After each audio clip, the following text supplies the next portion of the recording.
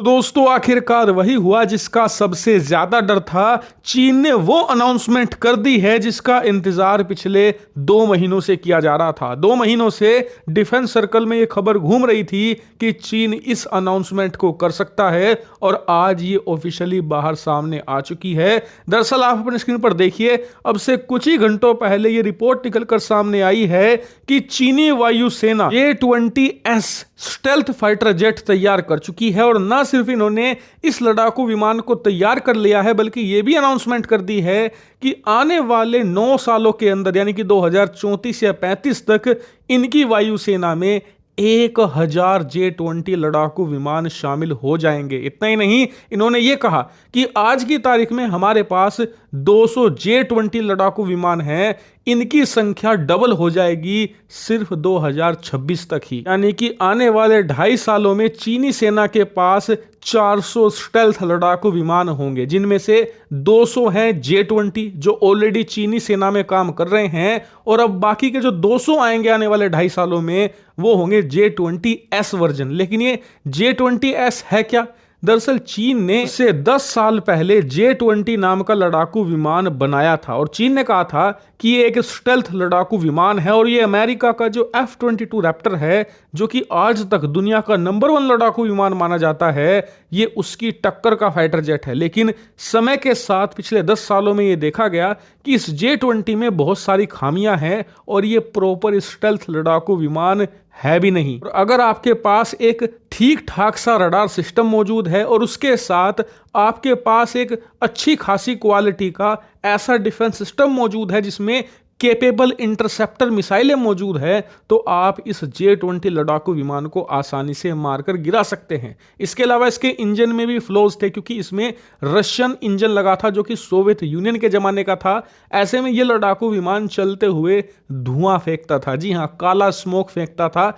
इसी वजह से इस लड़ाकू विमान को कबाड़ की संज्ञा दी गई थी। लेकिन चीन पिछले कुछ सालों से इसमें सुधार लाने की कोशिश कर रहा है और इसीलिए इन्होंने J-20 का एक S वेरिएंट तैयार किया है जिसमें पुराने लड़ाकू विमान की सारी कमियों को दूर करने की कोशिश की गई है। और खुद अमेरिकी एक्सपर्ट बताते हैं कि J-20 में जो समस्याएं थी उनमें से 60 से लेकर 70% समस्याओं को J-20S में दूर कर दिया गया है। यानी कि ये एक इंप्रूव्ड फाइटर जेट है और इसीलिए J-20S को भारत के लिए एक बहुत बड़ा सरदर्द बताया जा रहा है। लेकिन अगर आप यही जानकर चिंता में पड़ गए हैं तो रुकिए, एक और बुरी खबर है भारत के लिए। खबर ये कि चीन यहां नहीं रुकने वाला। दरअसल आने वाले 200 लड़ाकू विमान होंगे J-20S, लेकिन उसके बाद जो बाकी के 600 लड़ाकू विमान होंगे उन्हें चीन फेज वाइज अपनी वायुसेना में शामिल करेगा। यानी कि हर 2 सालों में ये अपनी लड़ाकू विमान इस J-20S में भी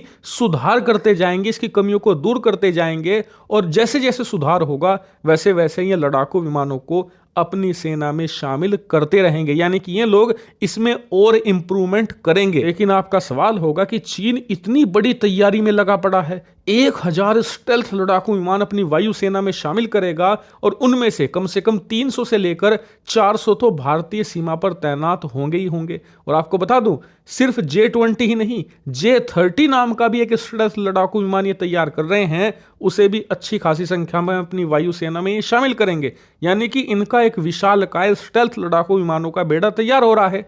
लेकिन भारत की क्या तैयारी है? तो हमारी तैयारी है फिलहाल जीरो। ये पता है आपको ये सुनकर बुरा लगा होगा, लेकिन सच्चाई यही है। हमारा जो M का लड़ाकू विमान है, जो कि एक ट्विन इंजन स्टेल्थ लड़ाकू विमान होता, जो ना सिर्फ J-20 को टक्कर देता बल्कि उससे बेस्ट भी होता, लगातार डिले होता जा रहा है, जो बहुत ही खतरनाक बात है भारत के लिए। क्योंकि चीन के खिलाफ हमारा सबसे बड़ा जो भविष्य का हथियार है वो M का ही है और भारत का बहुत बड़ा भविष्य का हिस्सा M का पर टिका हुआ है। उसके ऊपर से M का तो डिले हो ही रहा है, लेकिन उसे कंपनसेट करने के लिए और फिलहाल चीन को टक्कर देने के लिए हमारी वायुसेना में कोई भी स्टेल्थ, कोई भी इस प्रकार का हथियार या ड्रोन सिस्टम मौजूद नहीं है। ताकि बीच बीच में खबरें जरूर आती हैं कि भारत F-35 ले सकता है या फिर भारत रूस का Su-57 ले सकता है, लेकिन अभी तक कोई इस पर ऑफिशियल खबर सामने नहीं आई है। लेकिन एक बात तय है कि अब भारत को अपनी रणनीति पर विचार करना होगा